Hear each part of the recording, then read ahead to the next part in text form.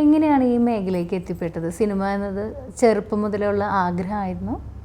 അത് നമ്മൾ ഓരോരുത്തരും വളർന്നു വരുന്ന സമയത്ത് നമ്മളുടെ കരിയർ എങ്ങനെ പോകണമെന്ന് നമുക്കൊരു പിടുത്തം ഉണ്ടാകത്തില്ല.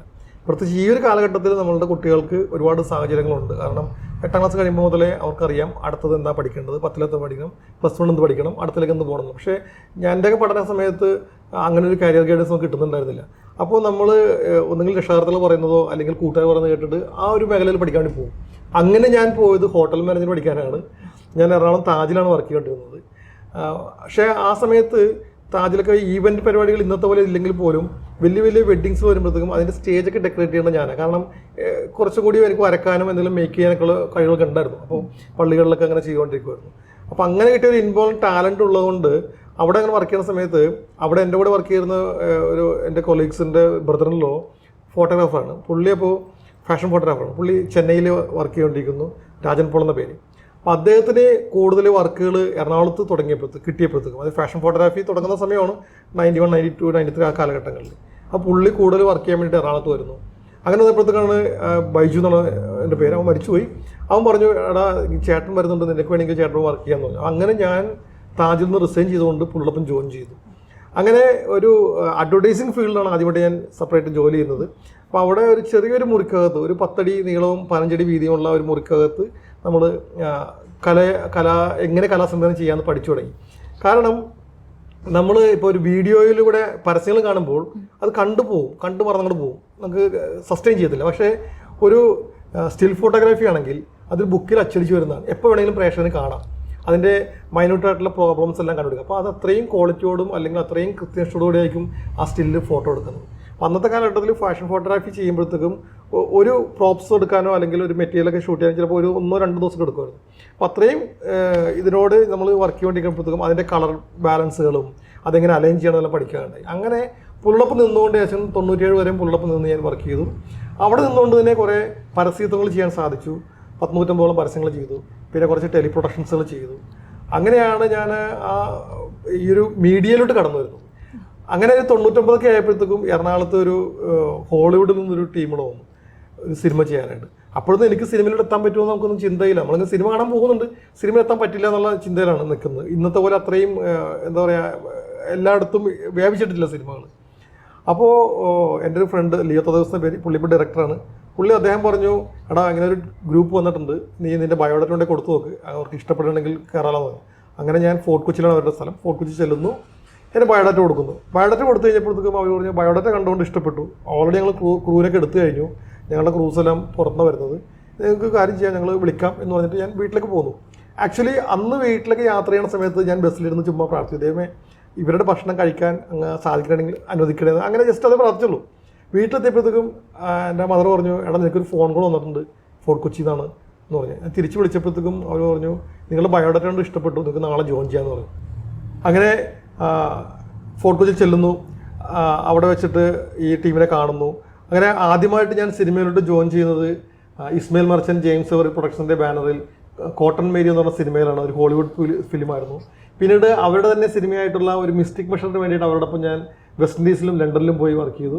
അപ്പോൾ എനിക്ക് കിട്ടിയൊരു അനുഭവം ഭീകരമായിരുന്നു. കാരണം ഫസ്റ്റ് തന്നെ അസിസ്റ്റൻ്റായിട്ട് വർക്ക് ചെയ്യാൻ കിട്ടുന്നത് ഒരു ഹോളിവുഡ് മൂവിയിലോട്ടാണ്. അപ്പോൾ കുറച്ച് നാൾ നമ്മുടെ കഴിവുകൾ കുറേ പരിപാടികളായിട്ട് ഇങ്ങനെ പള്ളി പരിപാടിയായിട്ടൊക്കെ നടത്തിയതുകൊണ്ട് എനിക്ക് തോന്നുന്നു ദൈവം നമ്മളെ കൊണ്ട് എത്തിച്ചത് ഈ ഒരു മേഖലയിലോട്ടായിരുന്നു.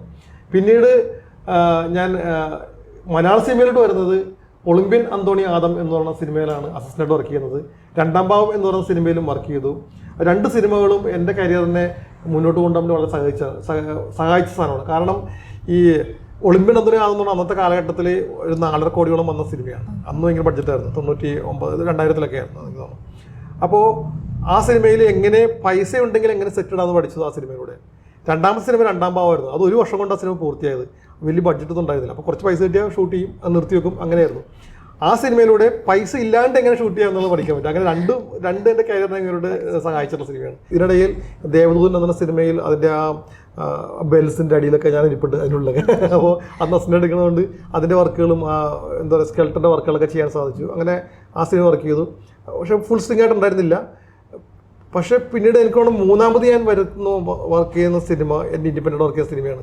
സാധാരണഗതിയിൽ അന്നത്തെ കാലഘട്ടങ്ങളിൽ ഒരു സിനിമ വർക്ക് ചെയ്യുമ്പോഴത്തേക്കും 10-15 സിനിമ വർക്ക് ചെയ്യുമ്പോൾ മാത്രമാണ് നമുക്ക് മെയിൻ സ്ട്രീമിലോട്ട് വരാൻ സാധിക്കത്തുള്ളൂ. പക്ഷെ അവിടെയും ദൈവം എൻ്റെ കൂടെ ഉണ്ടായിരുന്നു. കാരണം എനിക്ക് കിട്ടുന്ന അടുത്ത അവസരം ഒരു പുതിയ ചിത്രത്തിൽ ഇൻഡിപെൻഡൻ്റ് ആയിട്ട് കലാസംവിധാനം ചെയ്യാനായിരുന്നു. അത് നമ്മളുടെ കേരളത്തിൽ എല്ലാവരും ആഘോഷിച്ചിട്ടുള്ള സിനിമയാണ് മീശമാധവൻ എന്ന സിനിമയാണ് ഞാൻ ആദ്യമായിട്ട് സ്വതന്ത്ര കലാസംവിധാനമായി മാറുന്നത്. അപ്പോൾ ഒരു 25 വർഷമായിട്ട് 25 മുകളിൽ വർഷമായിട്ട് സിനിമയിലുണ്ട്. ഓക്കെ. പിന്നെ അമൽനീരൻ്റെ ഓൾമോസ്റ്റ് എല്ലാ സിനിമയിലും ബിഗ് ബി, സാഗരയിലെ ജാക്ക് എല്ലാത്തിലും വർക്ക് ചെയ്യാൻ പറ്റാതെ വന്നിട്ടുള്ളൂ. ബാക്കി അതിനപ്പുറം കുറച്ച് 3-5-6 സിനിമകളിൽ വർക്ക് ചെയ്തിട്ടുണ്ട്. ഇതുവരെ വർക്ക് ചെയ്ത സിനിമകളിൽ ഏറ്റവും എൻജോയ് ചെയ്ത വർക്ക് ഏത് സിനിമയിൽ? എൻജോയ് ചെയ്ത വർക്ക് സത്യം പറഞ്ഞാൽ എല്ലാ സിനിമകളും എൻജോയ്മെന്റ് ചെയ്യുന്നുണ്ട്. പക്ഷെ എന്നാൽ പോലും കുറച്ചും കൂടി നമ്മൾക്ക് ചെയ്യാൻ പറ്റില്ല എന്ന് തോന്നുന്ന സിനിമയെ കുറച്ചും കൂടി ഭംഗിയായിട്ട് ചെയ്യാൻ പറ്റുമ്പോൾ നമ്മൾ എൻജോയ് ചെയ്യുന്നത്. അങ്ങനെ ചെയ്തിട്ടുള്ള പുലിമുരുകനാണ് കുറച്ചും കൂടി എനിക്ക് വർക്ക് ചെയ്യാൻ തോന്നുന്നത്. അത് ഫുള്ള് സെറ്റ് തന്നെയാണ് അല്ലേ? കാടിനകത്ത് നമ്മൾ വീട് സെറ്റ് ഇട്ടിട്ടുണ്ട്, ജംഗ്ഷൻ സെറ്റ് ആയിരുന്നു, പിന്നെ അതിന്റെ ക്ലൈമാക്സ് വരുന്ന ഗുഹകളും സെറ്റുകളാണ്. അതിനകത്ത് കുറെ സാധനങ്ങൾ സെറ്റ് ഇട്ടിട്ടുണ്ടായിരുന്നു. നാട് നേറ്റീവ് പ്ലേസ് കൊച്ചി തന്നെ. എറണാകുളത്ത് തന്നെ. ജനിച്ചു വളർന്നെല്ലാം പൊന്നുരുന്നി എന്ന സ്ഥലത്ത് തന്നെയാണ്. ഞാൻ പഠിച്ച സ്കൂളും ഞാൻ പോയിക്കൊണ്ടിരുന്ന പള്ളിയെല്ലാം ഈ പ്രദേശത്ത് തന്നെയാണ്.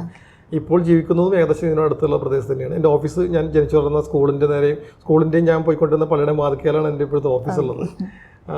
എനിക്ക് ഫാദർ മദർ മരിച്ചു പോയായിരുന്നു. 2 ചേട്ടന്മാരുണ്ട്. ഇപ്പോൾ കല്യാണം കഴിഞ്ഞിട്ട് ഏകദേശം 18-20 വർഷത്തോളത്തായി. വൈഫ് ഡയറ്റീഷ്യനായിട്ട് വർക്ക് ചെയ്യുന്നു.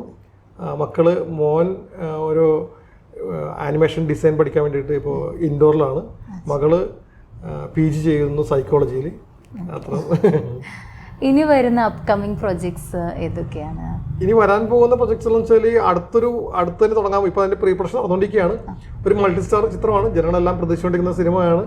അതിനകത്ത് അത് ഔദ്യോഗികമായിട്ട് അനൗൺസ് ചെയ്തിട്ടില്ല. പക്ഷേ അതിൽ മമ്മൂട്ടിയും മോഹൻലാലും കുഞ്ചാക്കോയും ബാക്കി അങ്ങനെ കുറച്ച് ആർട്ടിസ്റ്റുകളൊക്കെ. അത് അമൽനീരൻ സിനിമയല്ല, അത് മഹേഷ് നാരായണൻ ഡയറക്ട് ചെയ്യുന്ന സിനിമയാണ്. ഔദ്യോഗികമായിട്ടുള്ള അനൗൺസുകൾ പിന്നാലെ വരുന്നുണ്ട്.